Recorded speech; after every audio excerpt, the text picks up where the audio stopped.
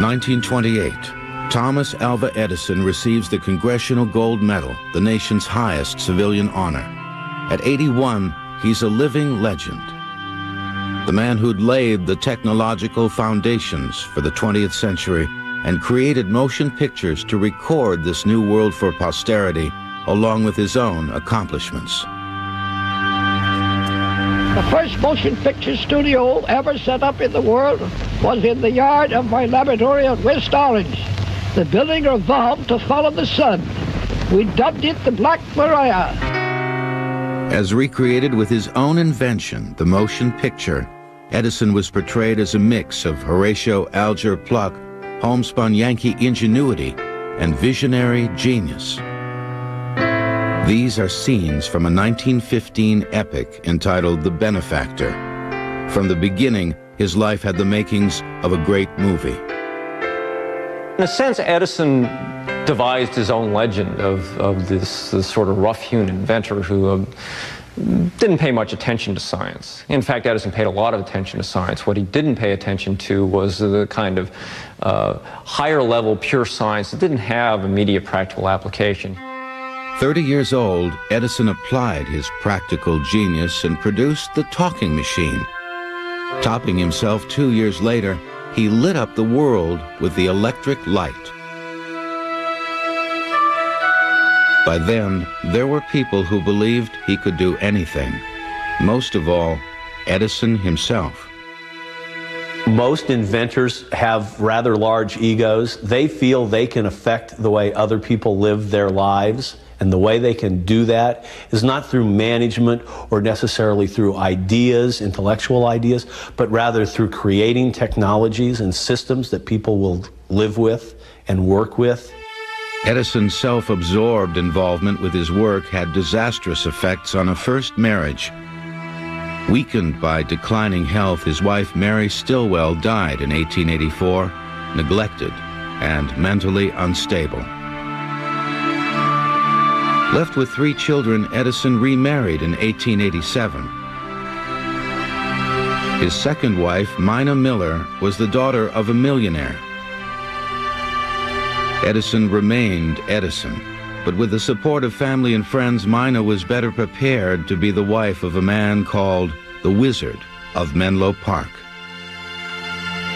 Bursting with ideas for new inventions, in 1887, Edison moved into a huge new laboratory complex in West Orange, New Jersey.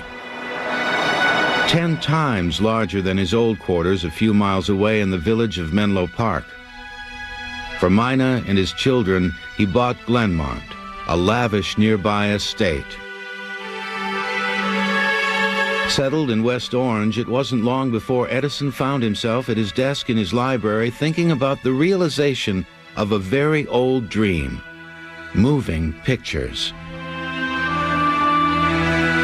This book, written in 1646 by Athanasius Kircher, a Jesuit priest, records the early history of projected images.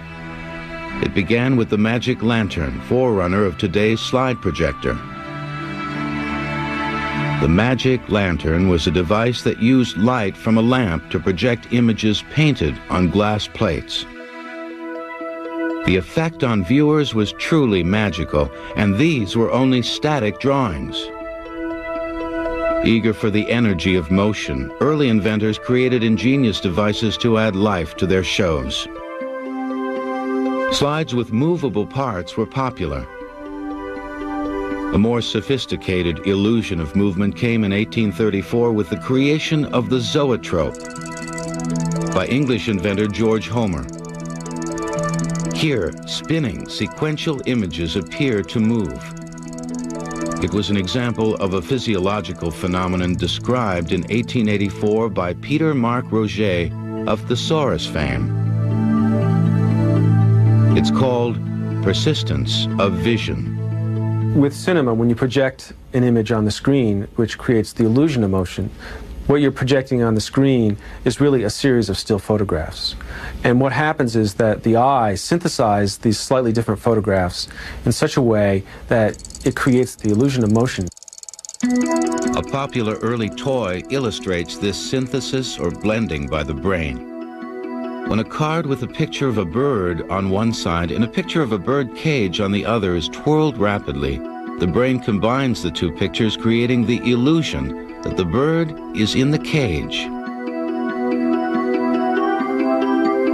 The zoetrope and many devices like it became popular in 19th century parlor amusements. But in 1829, a vital step in the evolution of the motion picture took place. Louis Daguerre perfected a truly magical technology, photography. Now, for the first time, a glimpse of the real world had been captured forever, frozen on a light-sensitive glass plate. But creating early photographs took as long as 5 minutes per image, too slow for movies. By the 1870s, faster picture-taking was possible. This allowed Edward Muybridge, studying the movement of animals, to make another major step toward motion pictures. California Railroad magnate Leland Stanford hired Muybridge to prove a bet. Did all 4 hooves of a running horse ever leave the ground at the same time? Working at Stanford's Palo Alto farm, Muybridge lined up a series of cameras along a short track. Threads stretched across the track were attached to each of the camera shutters. When a horse raced by, it broke the threads, which in turn released the camera shutters one after another. The result was a series of sequential photographs.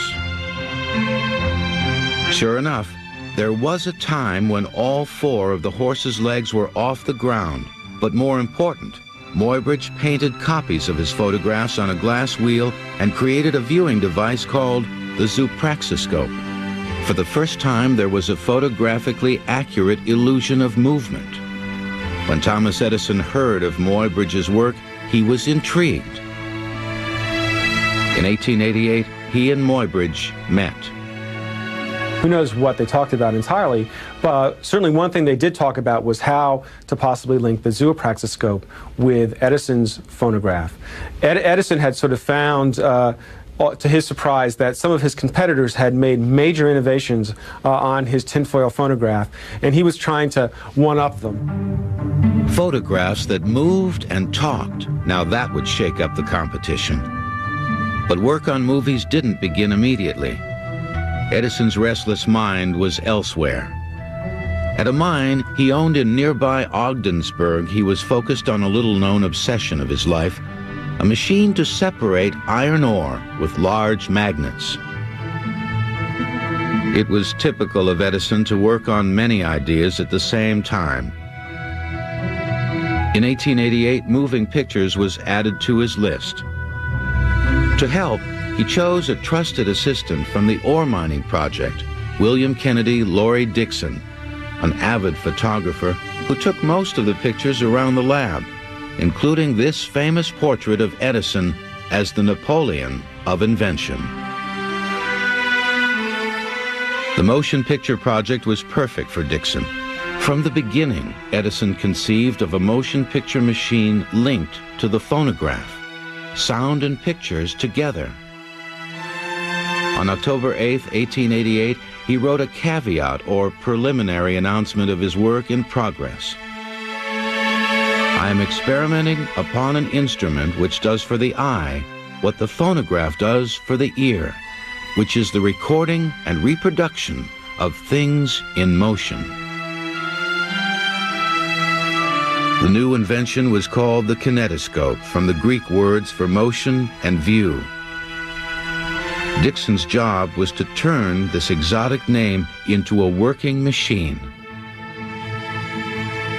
With time, his role changed from assistant to collaborator, to some say, unaccredited co-inventor. Edison literally was not present in West Orange 5 or 6 days of the week. He was up in northwestern Jersey on his iron ore mine. Dixon was the proprietor of the lab, and he was the man who was working most closely on developing the technology for the motion picture. Edison's first idea was to wrap a piece of film on a cylinder and expose a spiral of tiny photographs. But to fit on a phonograph cylinder, Dickson needed to make the pictures extremely small. Produced sometime in 1889, these are frames from the earliest surviving motion picture, nicknamed Monkey Shines.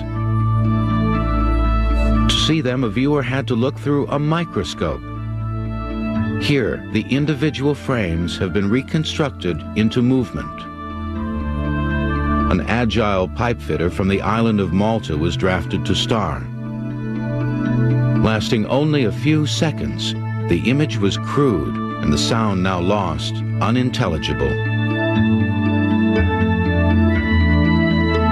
Still, by the end of 1890, after centuries of searching, false starts and dead ends, the dream of moving pictures was about to be realized. But Edison and Dickson weren't the only men nearing the solution.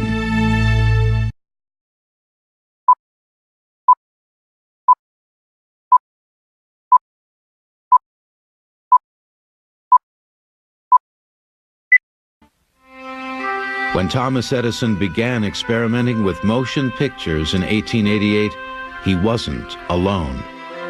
In the later part of the 19th century, there were a whole series of technological innovations that really made the cinema, made modern motion pictures possible. And there were an array of people in Europe, in France, in England, in Germany, in the United States, who were experimenting with these elements and trying to pull them together in things that resembled motion pictures. In France, there was Etienne Jules Moret. Like Edison, Moret was influenced by Edward Muybridge's work. He too was interested in studying the movements of animals with photography. But unlike Muybridge's multi-camera setup, he developed a single-camera system. Moret's camera looked like a rifle, but the cylinders of his photographic gun contained lenses, not bullets. When he pulled the trigger, the cylinder revolved, taking sequential photographs on a strip of film. In 1889, with his cylinder motion picture work approaching a dead end, Edison decided to go to Paris for an exhibition marking the 50th anniversary of the invention of photography. At the exhibition, Edison's display of electrical marvels was a Parisian triumph, as memorable as the new Eiffel Tower. Motion pictures were probably far from his mind. Despite this, unknowingly, Edison was also approaching a turning point in his work toward true moving pictures. In Paris, he met many scientists and researchers. Etienne Jules Moret, the inventor of the photographic gun, was one of them.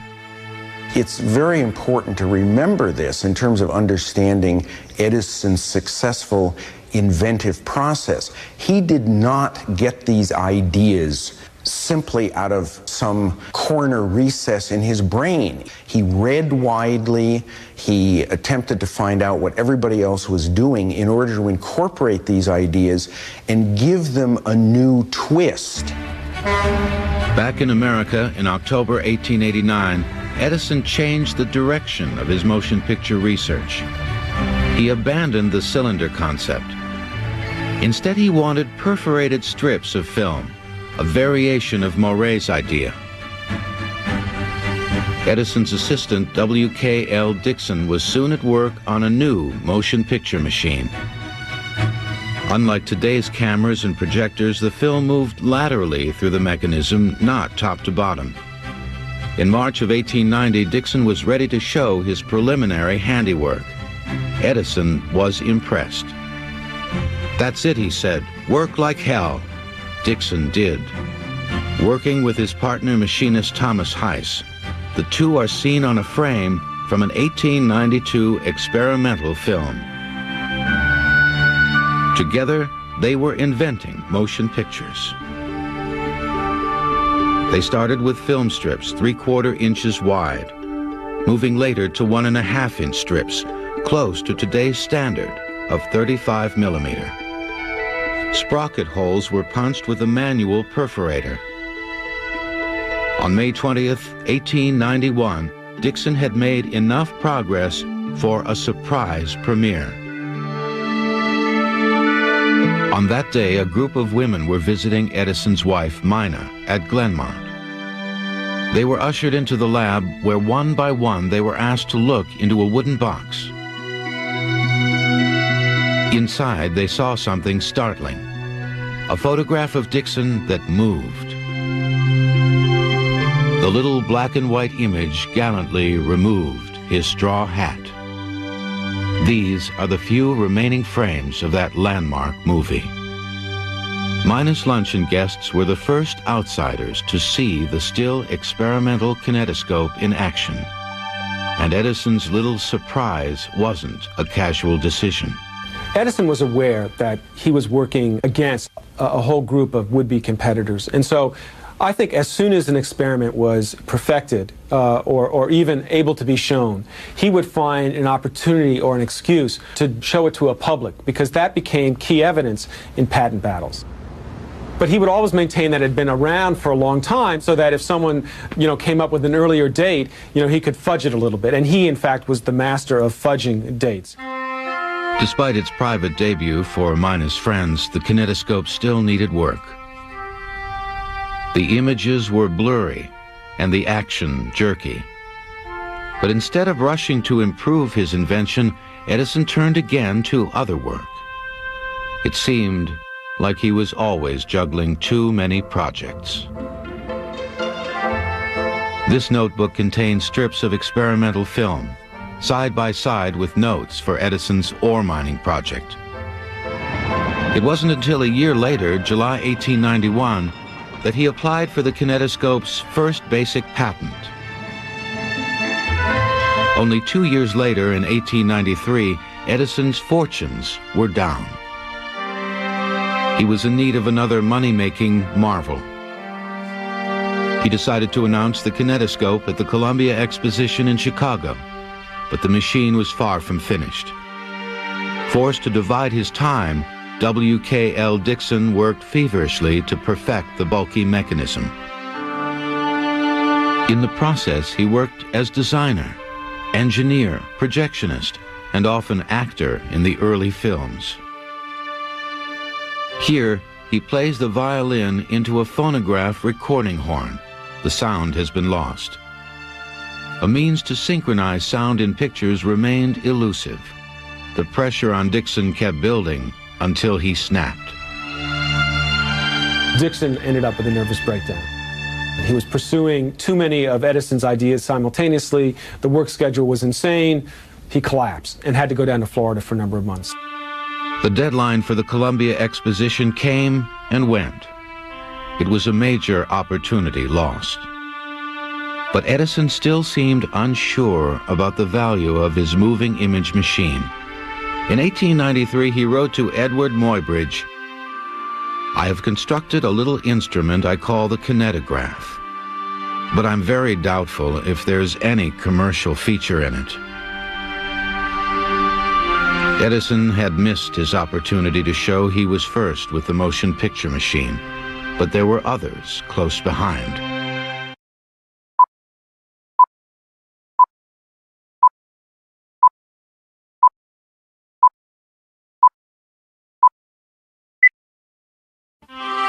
The main theme of the 1893 Columbia Exposition in Chicago was electricity.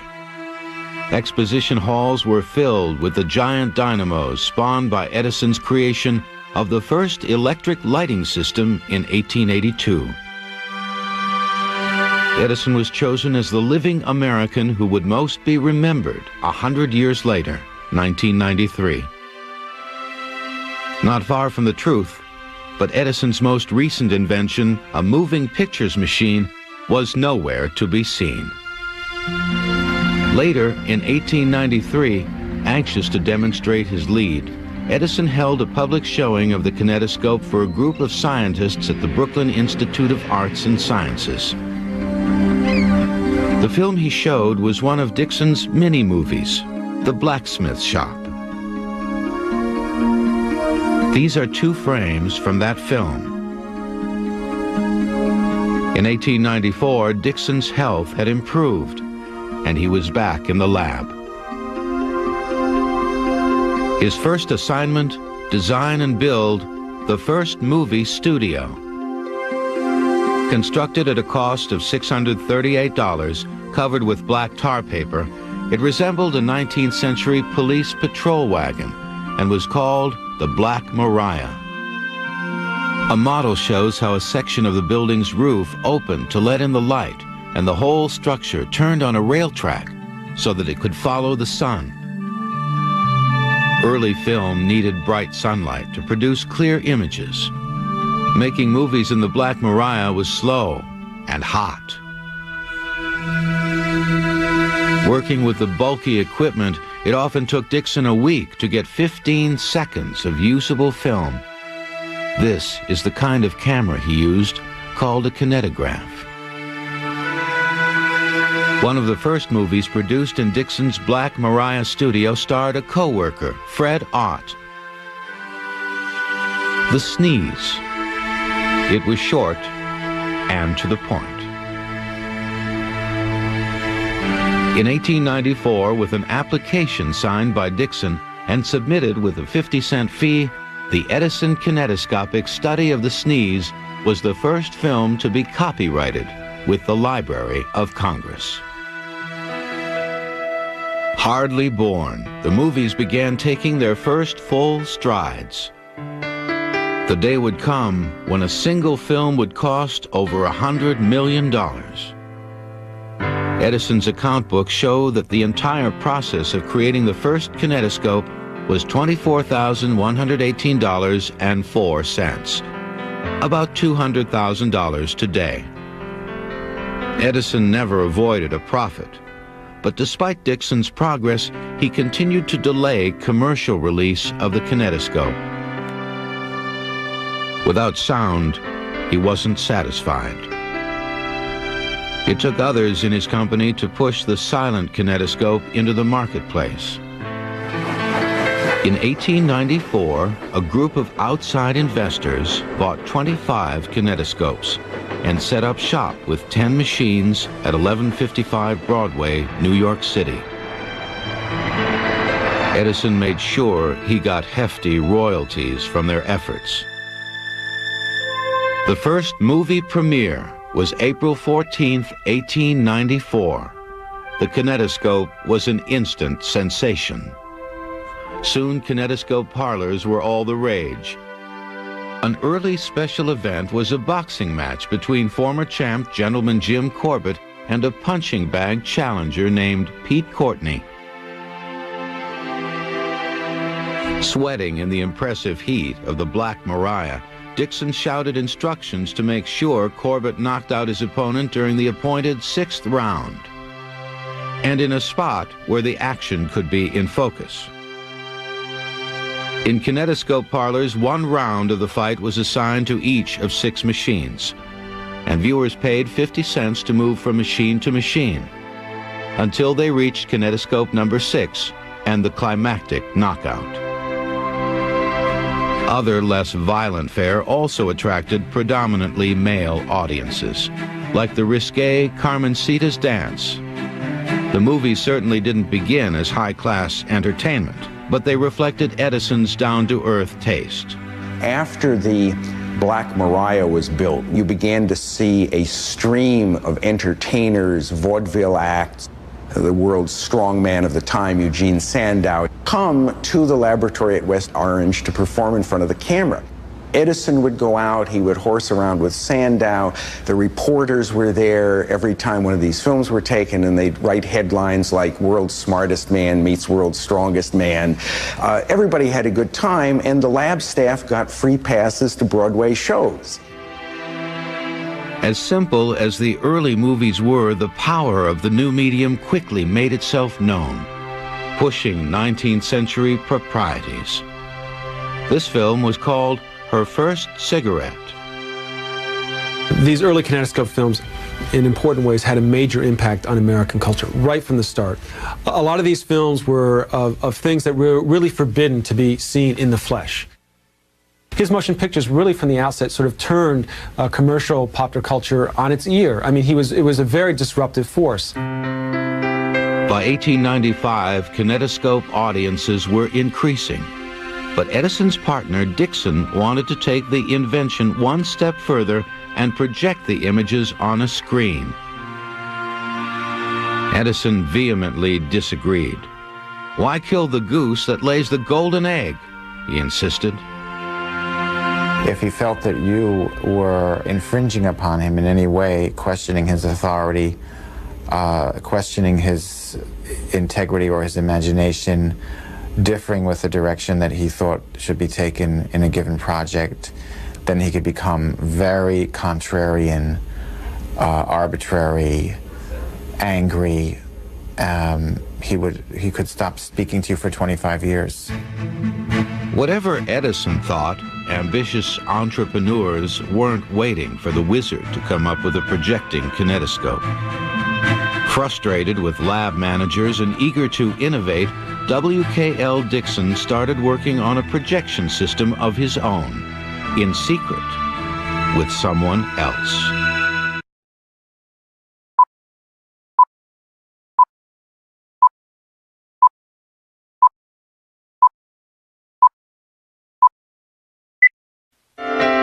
In 1895, frustrated with his boss's refusal to develop a projection system, Edison project manager W.K.L. Dickson had begun working with Edison competitors. When his activities were discovered, he was forced to leave the lab. Edison felt he'd been double-crossed.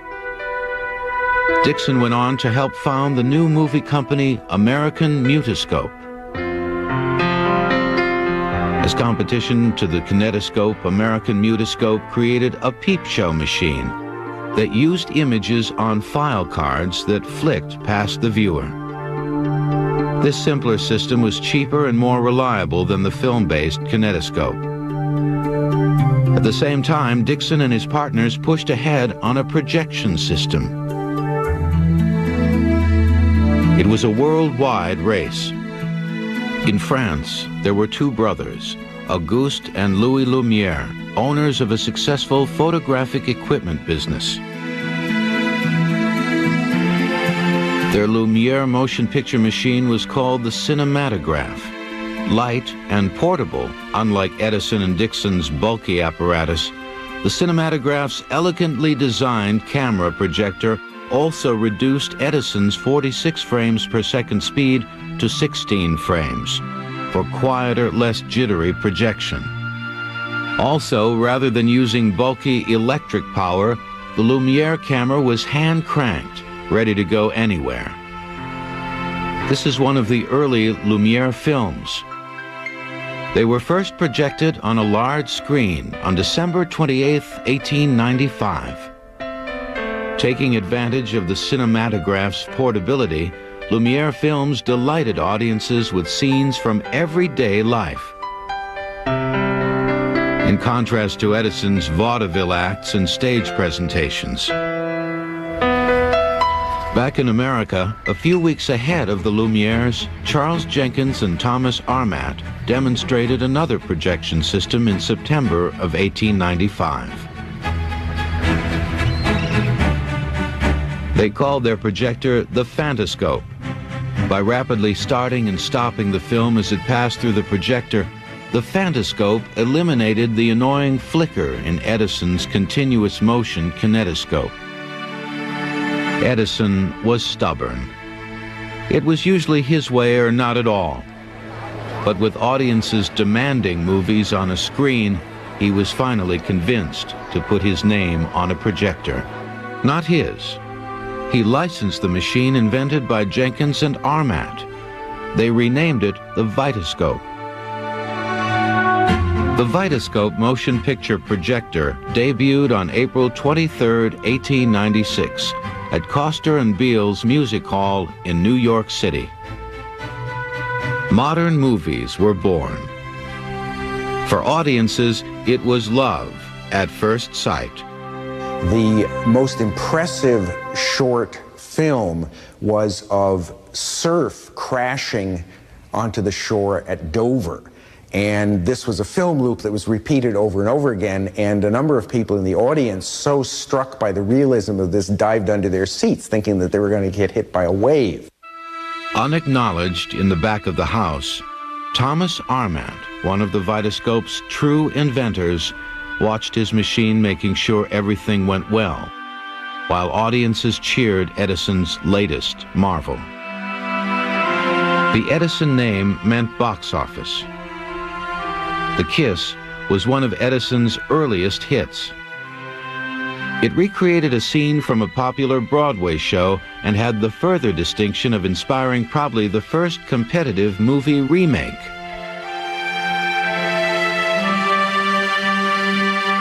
In April 1896, after 6 years, Edison's patent on the fundamental motion picture system was approved. But even that didn't stop the competitive warfare. In Europe and the United States, alternative projecting machines were popping up everywhere. Everybody was suing the daylights out of everybody else, trying to promote their own competitive position. And everybody was probably guilty of shading the truth in terms of arguing what they had really done and making claims against their competitor. Not even legal turmoil could stop the growing influence of motion pictures. From storefronts, special places for movies evolved. They were called Nickelodeons. Combining peep show arcades with projection theaters, Nickelodeons began providing popular entertainment for middle-class audiences. Next came theaters dedicated to projected films. One of the first was Tally's in Los Angeles. Early motion picture audiences were whisked around the world and across the country. Vanishing people and places were captured forever. Perceptions of time and distance had begun to shrink. It didn't take long for the power and influence of the movies to be appreciated. In 1898, W.K.L. Dixon, now living and working in England, scored another motion picture first when he was granted permission to film Pope Leo XIII in the Vatican. Dixon's career in Europe would eventually go into gradual decline, but in Paris, he proudly posed with fellow movie pioneer Etienne Jean Marais. Back in America in 1900, the Edison Motion Picture Company gained another influential employee. His name, Edwin S. Porter. This 1902 Edison film made by Porter, Jack and the Beanstalk, is typical of its time. All the action is taken from one unmoving position. Audiences were getting bored. Porter recognized that the movies need new forms. The question was how to find a new kind of subject matter that would get people back in the theaters. And the solution really was a simple one. It was the story film. A landmark in his development is this 1903 film Porter made for Edison, The Great Train Robbery. Here is certainly the first movie Western, although its claim to be the first film to tell a story could be challenged by European movies of the day. Still, Porter's film shows how far motion picture technique had come in little more than a decade, including special effects like the image of a train inserted in the station house window. With longer storytelling films, movies were even farther than ever from the first kinetoscope entertainments. But despite Porter's example, Edison was slow to go into feature-length film production. When Porter resisted making movies like factory products in 1909, Edison fired him. It was the beginning of the end for the Edison Motion Picture Company. Edison was never interested in being a film producer. In the end, he left it to others to turn an ingenious technology into the 20th century's most powerful communications medium.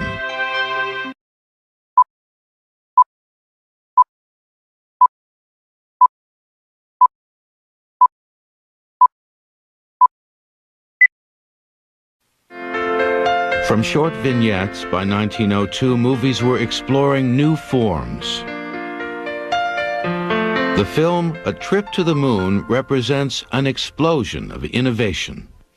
It's the work of French magician filmmaker Georges Méliès. Even before Edison employee Edwin S. Porter Méliès and other French filmmakers were beginning to tell stories in motion pictures. Inspired by the Lumière brothers, Méliès was creating dramas that could only be presented on film. It was a new means of storytelling and the beginning of a new art form. For Edison, there were opponents overseas as well as at home. Edison was always trying to defend his position. After all, he started off as the only motion picture producer in the world. Pretty soon the French were coming in. Then he had a whole series of American competitors. He always felt he was on the verge of sort of being marginalized, being put out of business. And he was trying to defend himself and his commercial interests. And of course, one of his greatest strengths was his patents. In 1909, in the midst of continuing industry warfare for mutual survival, Edison and his biggest competitors decided to call a truce. They joined together in the Motion Pictures Patent Company, an attempt to wrest control of a movie business running wild with foreign companies and independent entrepreneurs. Hired enforcers raided non-patent company productions, sometimes shooting holes through bootleg cameras. Kodak's George Eastman joined Edison and refused to sell film stock to independents. Such actions led producers to move farther away from New York and New Jersey, where most movies were made. Eventually, many settled in a rural town near Los Angeles. The area had good climate, varied location possibilities, and also it was convenient to the Mexican border in case of trouble from Edison's patent men. The new film center was called Hollywood. Finally, after years of court fights, independent producers William Fox and Carl Laemmle, founder of Universal Studios, won. But by that time, Thomas Edison was no longer a movie producer. In 1911, before he left movies to others, Edison made one last attempt at an old dream: motion pictures with synchronized sound. Silent films were never really silent. Live offstage sound effects were often used, and music from a single piano to a full symphony orchestra was common. True synchronized sound, however, remained elusive. Spurred by recent improvements in his phonograph, Edison linked his sound machine with his movie equipment. The result was the kinetophone. The kinetophone was nothing more than a variable speed control on the phonograph that allowed the projectionist to adjust the sound to keep it in sync with the picture. Hopefully. In February 1912, 50 kinetophones were introduced into the theaters. The New York Times reported gasps of astonishment. But soon, sound and picture began to drift apart. After the audience's expectations had been built up, to have the sound seriously out of sync with the performance on the screen led to uproar, people hooting, ridicule, critical newspaper articles making fun of this. And certainly Edison wasn't pleased about ending up being an object of ridicule after all of the effort that he put into this technology. So ended the longest single experiment in the history of Edison's laboratory. On March 30th, 1918, the inventor sold his Bronx studio and all his motion picture interests. The end of his interest in the motion picture was more than the result of financial failure. It was also part of a pattern in his life. He lacked the capacity for sustained research in a single field. He starts in telegraphy, he gives up telegraphy. He moves to telephony, he gives up telephony. He moves to the phonograph, he goes to the electric lighting system. He comes back to motion pictures, all of which have combinations and bits and pieces of each other, but which are not, in fact, the same system. While Edison drifted away from the movie business, the silent film was maturing into the central art form of the 20th century. D.W. Griffith would soon create the controversial classic Birth of a Nation. An English music hall comedian, Charlie Chaplin, would become first and perhaps the greatest international movie star. All this hardly 30 years after W.K.L. Dixon's pioneering experiments in the Black Maria. But in the 1920s, no one knew Dixon's name. Thomas Edison was the inventor of the motion pictures, a living legend. He became the most widely known inventor of the age. In surveys of the top 10 figures in history, Edison often figured near the top, sometimes at the very top. Very unusual for an inventor, who were often seen as kind of odd folks. Yet here was Edison seeming to be both every man and this great genius at the same time. 1927 was a landmark year.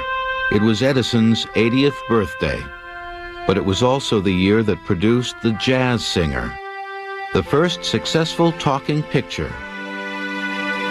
Movie technology had passed him by, but the old wizard could still charm newsreel reporters, poking fun at his lifelong hearing problem. What do you think of the sound pictures of today? Well, what I think of the talking picture? Yeah. Well, I don't know. I never heard one.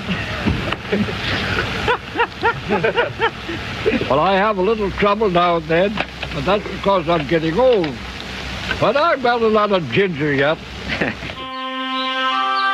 4 months later, the wizard of Menlo Park was dead. The world mourned the man whose legend claimed the phonograph, the electric light, and the movies. Something so incredible, I mistrust my own... In 1935, 4 years later, suffering from hard times, another man died quietly in England, William Kennedy Laurie Dixon. To the end, Edison considered Dixon a double-crosser.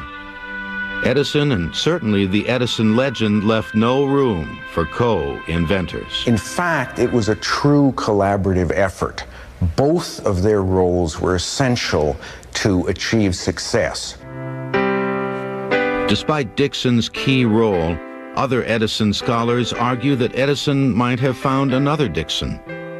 But Dixon could never have found another Thomas Edison. This is Edison's death mask, never before seen on television. His expression serenely confident to the end, dogged and determined, ruthless when he needed to be. Thomas Edison may not have thought of all the ideas of his invention, but he was the man who got them made. Tonight on Modern Marvels Wednesday, when you gotta pull it, push it, lift it, or drag it, you need a marvel that's worked for thousands of years. From oxen to airplanes, you'll always find them at the forefront of towing on Modern Marvels. Tonight at 8 on the History Channel.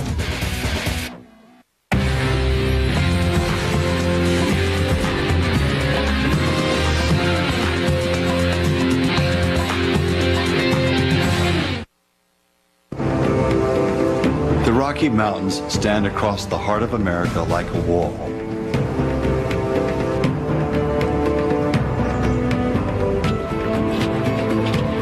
They are a massive, jagged spine of earth and snow-capped rock that rises in some places over 14,000 feet. The mountain's stern, tree-covered slopes divide the continent. Water that falls on the eastern slope of these mountains eventually ends up in the Atlantic Ocean.